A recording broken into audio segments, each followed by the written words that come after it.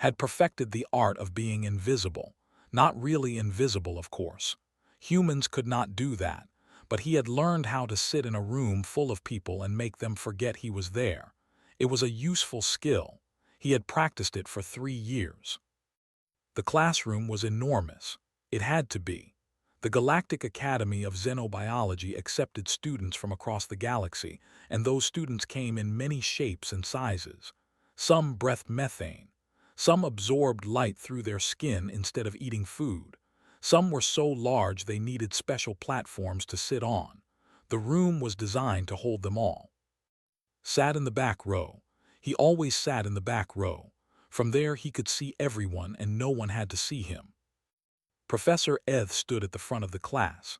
The professor looked like someone had combined a praying mantis with an old philosopher. He had too many arms and eyes that seemed to look everywhere at once. His voice was calm and measured, the kind of voice that made students feel small when they gave wrong answers. The final examination, the professor said, will be a practical assessment. The words hit the room like a bomb. Students shifted in their seats. Antennae twitched. Bioluminescent patches flickered with stress colors. You will be dropped in teams of 5 onto a Class 7. You will survive for 1 standard week while completing research objectives. Your performance will determine your final grade. The room exploded with noise. A Class 7 was serious. These were planets with high gravity, extreme weather, dangerous animals, and environments that could kill you in 100 different ways. Most species never set foot on such worlds. They studied them from orbit, safely behind shields and sensors. Said nothing, but for the first time in 3 years, he sat up a little in his seat. A student near the front raised a tentacle. "Professor, surely there are safety exemptions available. My species has documented vulnerabilities to high-gravity environments." "Exemptions may be requested through the administrative office," Professor Eth replied. "However, I should note that exemptions result in automatic course failure." More noise, more complaints. A group of students, their bodies covered in glowing fronds that pulsed with distress, began talking rapidly among themselves. The warriors, massive beings with armored skin and proud traditions, looked uncomfortable for the first time had ever seen. Watched it all from his corner. He watched the fear spread through the room like ripples in water. He understood their fear. He had felt fear many times in his life. But this was different. The teams were announced the next day. Found his name grouped with 4 others, L, 3, and he recognized none of them personally, but he knew their types. L was nobility. Her bioluminescent fronds glowed with expensive genetic modifications. She walked through the academy like she owned it, because in some ways her family did. Donations from nobles funded half the research wings. Was young, proud, and built like a tank. His species were legendary warriors feared across the galaxy, but had never fought in a real battle. His muscles were for show. His ceremonial blade had never tasted blood. 3 was a silicon-based whose body sparkled like living diamond. They were brilliant thinkers, their minds capable of processing information faster than most computers, but they were fragile. Their crystalline bodies cracked under pressure. Was hardest to see. The being lived inside a mobility suit because came from a gas giant world. Outside the suit would simply dissipate. The suit let move through solid world environments, but it was bulky and required constant maintenance. Was terrified of solid worlds. Everyone knew this. These were his teammates, the galaxy's idea of a joke. They met that evening in a study room to plan. Arrived first and took a seat in the corner. The others arrived in groups of 2, already talking, already making plans without him. "I've run 17 different simulations," 3 said. This voice chimed like glass. "Optimal survival strategy depends heavily on the specific planet type. We should prepare for multiple scenarios." "Agreed," Elle said. Her fronds pulsed with confident gold. "I've arranged for advanced scanning equipment to be added to our supplies, My family has connections. Crossed his massive arms. Equipment is secondary. What matters is strength and will, that have survived worse than any planet this academy can find. Have you? The question came from whose synthesized voice carried a nervous wobble. Have you personally survived anything? I've read your file. You grew up on a space station. Scales flushed with anger, but he had no answer. Listen to them argue. They talked about simulations and equipment and family connections. They talked about their species' glorious histories. They talked about everything except what actually mattered. We should research the planet, said. 4 heads turned toward him. 4 sets of eyes examined him like he was a piece of furniture that had suddenly spoken. Excuse me, El's voice dripped with aristocratic contempt. And you are? Human, I'm on your team. Ah, the human. She said the word like it tasted bad. I'm sure your input is valued, but perhaps leave the planning to those with relevant expertise. Nodded once and said nothing more. He had learned long ago that arguing only made things worse. People like El didn't listen. They waited for their turn to speak. The meeting continued for another hour. Plans were made. Strategies were discussed. Was not consulted again. That night, alone in his quarters, accessed the mission briefing. The information was encrypted, but not well. Academy security was designed to stop curious teenagers, not someone who had grown up breaking into systems to survive. The destination was listed as KX7741, a neutral designation that meant nothing, but when cross-referenced it with the human database, he found a different classification. Earth analogous. He read the details slowly. The planet had high gravity by galactic standards. The atmosphere was thick with oxygen and water vapor. The weather was violent and unpredictable. The ecosystem was packed with predators. Everything on that world was either hunting something or being hunted. Set down his tablet and stared at the wall of his small room. KX7741 was not Earth, but it was close. Close enough that his body would know what to do. Close enough that 3 years of sitting in classrooms and being invisible would fall away like dead skin. He opened his storage locker and began to pack. His teammates would bring scanning equipment and academic references. They would bring comfort items and emergency communication devices. They would bring everything the Academy recommended and nothing it did not. Packed a knife. It was a good knife, simple and strong, the kind that did not break when you needed it most. He packed cordage, thin and tough, useful for 100 different things. He packed a small fire-starting kit that he had kept hidden in his quarters since his first week at the Academy. Campus security had found the kit once during a random inspection. They had looked at him with concern, a human with survival equipment, a human who planned for emergencies that might never come. They had almost confiscated it, but the items were technically not prohibited, just strange. Let them think him strange. Let them think him paranoid. Let them think whatever they wanted. Finished packing. His bag was small. His teammates would mock its size if they noticed it at all. He sat on his bed and thought about home. Earth. A world of hurricanes and earthquakes. A world of predators and parasites. A world that had tried to kill his species for millions of years and failed. He thought about his grandmother who had survived a war.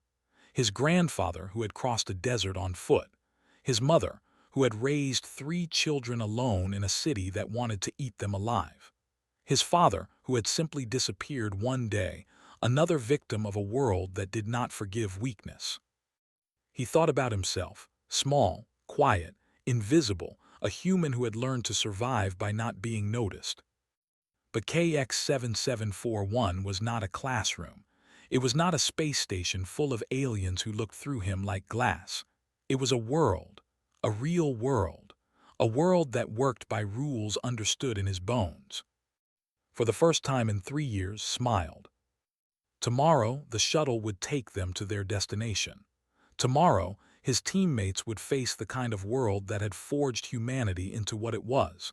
Tomorrow, everything would change. Turned off the lights and closed his eyes. Sleep came quickly. It always did. You learned to sleep when you could because you never knew when you would get another chance. Outside his window, the stars wheeled in their ancient patterns. Somewhere out there, KX7741 waited. Dreamed of forests and fire. The transport shuttle dropped them without ceremony.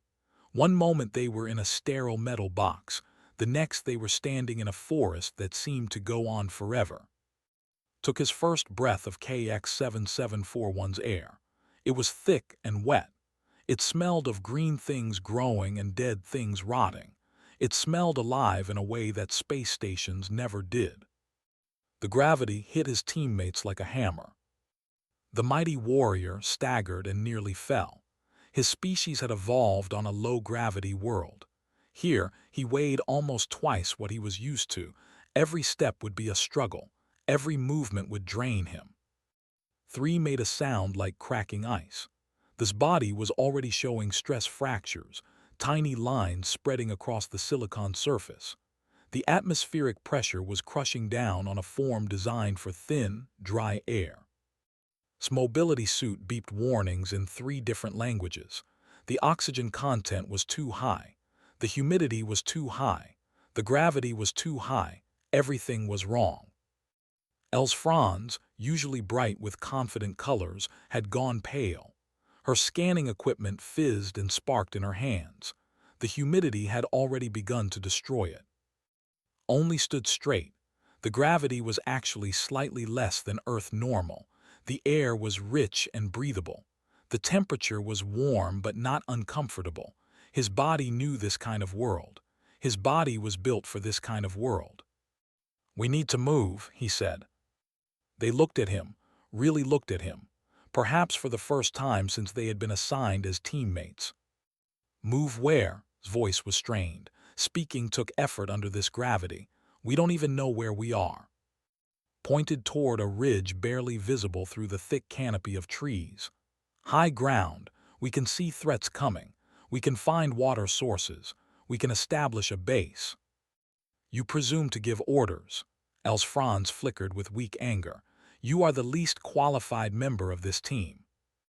"He's the only one still standing straight," said quietly. That silenced everyone. Started walking. After a moment he heard them follow. Their footsteps were heavy and uncertain. His were not.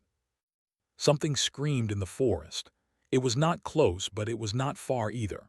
The sound was high and sharp, the cry of something with too many teeth and not enough fear. Something answered, then something else. The forest came alive with calls, a chorus of predators announcing their presence. 3's crystalline form began to hum with anxiety. "I count at least 7 distinct vocalizations. This suggests a complex predator ecosystem with multiple competing apex species." "Yes," said, "that's normal." "Normal's voice cracked. "This is normal." Did not answer. He kept walking and they kept following. The climb took 3 hours. It should have taken 1 but had to account for his teammates' limitations. Needed to rest every few minutes. 3 moved slowly, each step careful, afraid of fracturing further. Suit made climbing difficult. El simply had no experience with physical exertion. Adjusted, he found the easiest paths.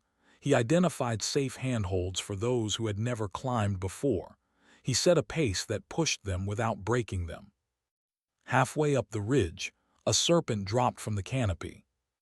It was beautiful in a terrible way. Scales like oil on water, eyes that reflected nothing, a mouth that opened wider than seemed possible. It dropped toward who was slowest and most vulnerable. Was already moving. He did not think, he did not plan, his body simply knew what to do. 3 steps, a jump. His knife was in his hand before he consciously reached for it. The blade found the serpent's neural cluster at the base of its skull. The creature spasmed once and went limp. Landed, rolled, and came up standing. He wiped his knife clean on the forest floor and returned it to his belt. Keep moving, he said. No one argued. They reached the ridge as the sun began to set. The sky turned colors that had no names in any language new, beautiful, dangerous, the kind of sky that preceded storms. Built a shelter in 40 minutes. His teammates watched in silence. They did not know how to help. They had never built anything with their hands. The shelter was simple, a frame of branches, walls of leaves and bark, a floor raised slightly off the ground to keep them dry if it rained, room for 5 if they did not mind being close. We'll need fire, said. Fire, 3's voice carried disbelief. Open combustion, inside the shelter. Outside, but close enough to keep predators away. Combustion is considered extremely dangerous on most worlds, Al said. The abandoned fire technology 3,000 years ago. Did not explain. He gathered dry wood, arranged it carefully, and used his fire-starting kit to create a spark. The spark caught. The fire grew. Warmth and light pushed back the darkness. His teammates gathered around the fire like it was magic. Perhaps to them it was. How do you know these things? 3 asked. This was not in the curriculum. Mai said. Earth is classified as a class 12. Elle's voice was slow, like she was working through a difficult equation. I assumed that was an exaggeration. It's not. The fire crackled. Beyond the light, the forest moved and breathed. Things called to each other in the darkness. Things hunted. Things died. Tell us, said. The proud warrior's voice was quiet now. Humbled. Tell us about your world. Added wood to the fire. He thought about where to begin. Earth has weather that can kill you, he said. Storms that throw water sideways and rip trees from the ground. Waves of heat that cook you where you stand. Winters that freeze you solid in hours. The weather changes without warning. You learn to read the sky or you die. He paused, added more wood. We have predators. Big cats that hunt in silence. Bears that can tear through metal. Sharks that smell blood from miles away. Snakes with venom that stops your heart. Spiders that hide in your shoes. Every ecosystem has something that wants to eat you. Every ecosystem, his voice was small. Every single one, even the ones we built ourselves. Cities have rats that carry disease. Lakes have parasites that eat your brain. The ocean has things we haven't even discovered yet. There is no safe place on Earth. There never was. The fire popped and sent sparks spiraling upward. But the worst part, said, is not the predators or the weather. The worst part is that we're made of water and soft tissue. We break easily. We get sick easily. We can die from eating the wrong plant or drinking the wrong water or breathing the wrong air. Our bodies are constantly trying to fail, and our planet knows it. Then how are you still alive? 3 asked. How did your species survive long enough to reach the stars? Looked at In the firelight, 3's fractures were visible, thin lines spreading across the silicon surface. Fragile, breakable. We refuse to die, said. That's it. That's the only answer. Every human alive is descended from an unbroken chain of survivors. Millions of years of not dying. We're not the strongest species on our planet. We're not the fastest. We're not the most poisonous or the most armored or the most anything. But we're the most stubborn. He told them about persistence hunting, how humans would follow prey for days, never stopping, never resting, until the animal simply collapsed from exhaustion. No other predator did that. No other predator could. He told them about adaptation, how humans had spread across every environment Earth offered, from frozen tundras to burning deserts to tiny islands in the middle of vast oceans. They built shelter. They made tools. They figured things out.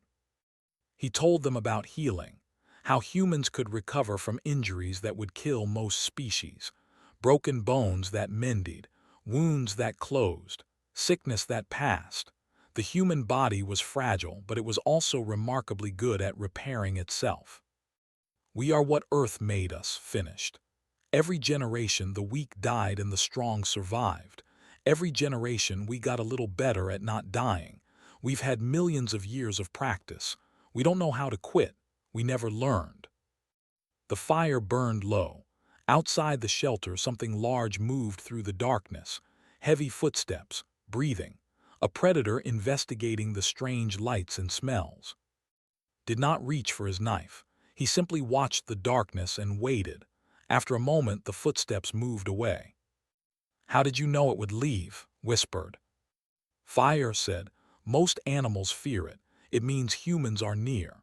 And on Earth, that was enough to make most predators find easier prey." They slept that night in the shelter, huddled together for warmth. Took the position nearest the entrance.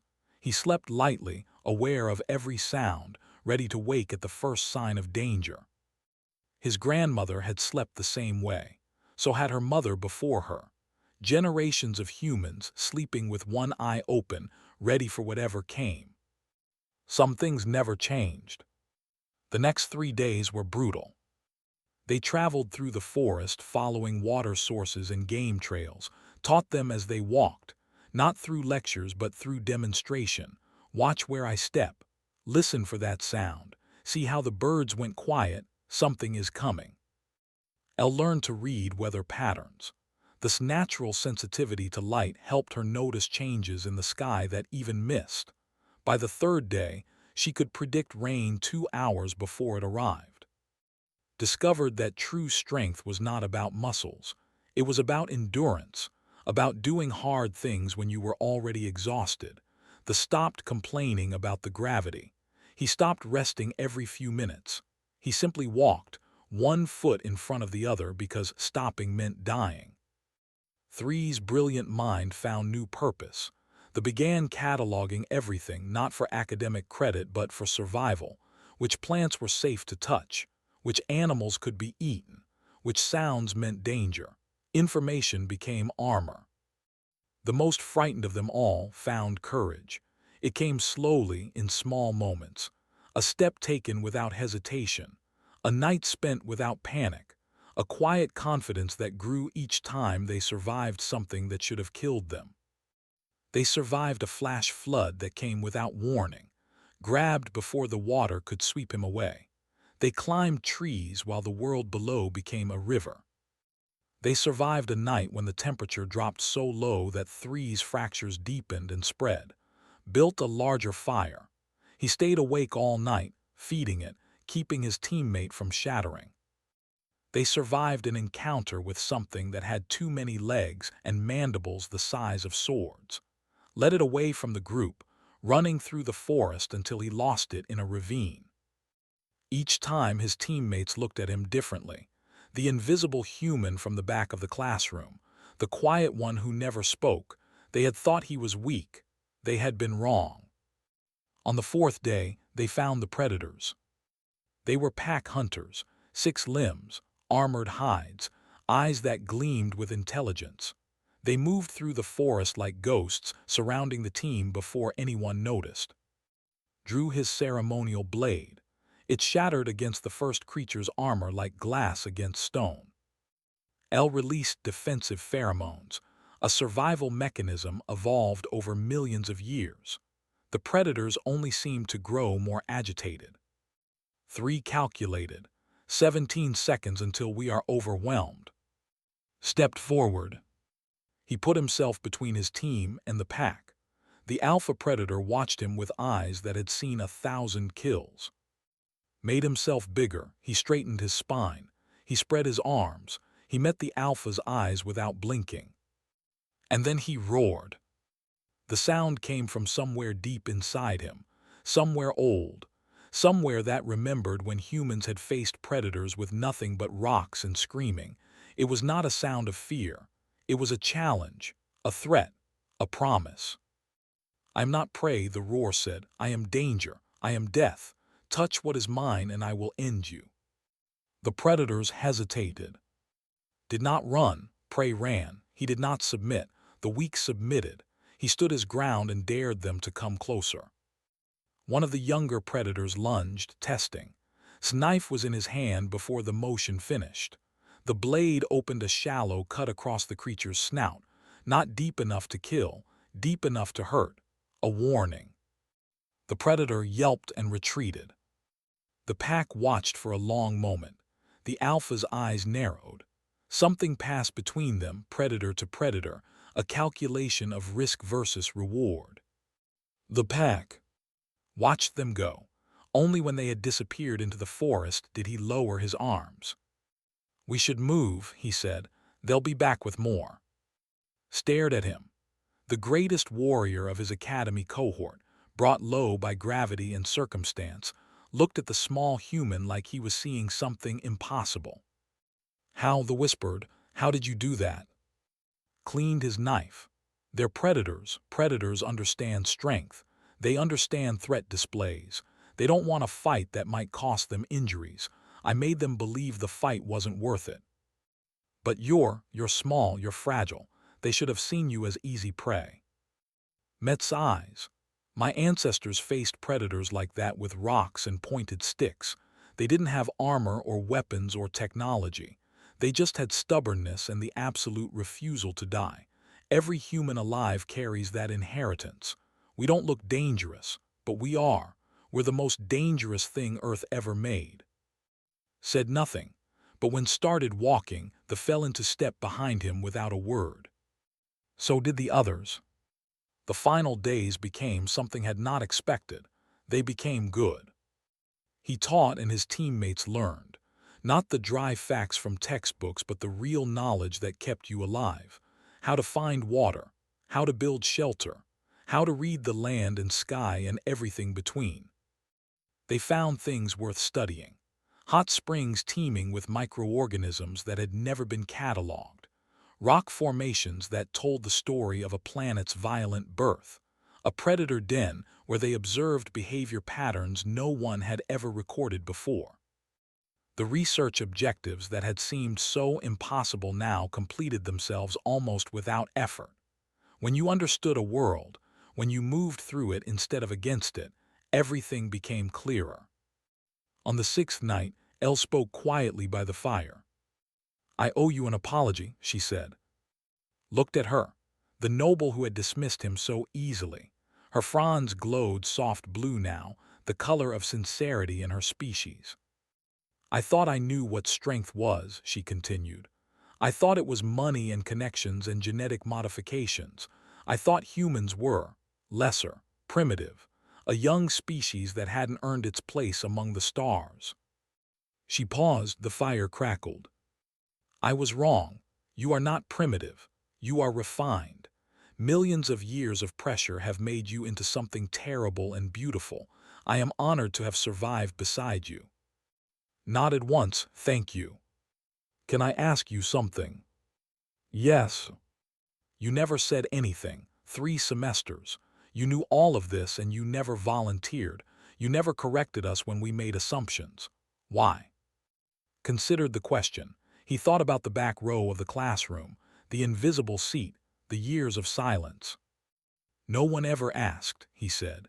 "And I learned a long time ago that arguing with people who already decided you're worthless just makes them more certain. So I stopped arguing. I stopped talking. I let them think whatever they wanted." That sounds lonely. It is.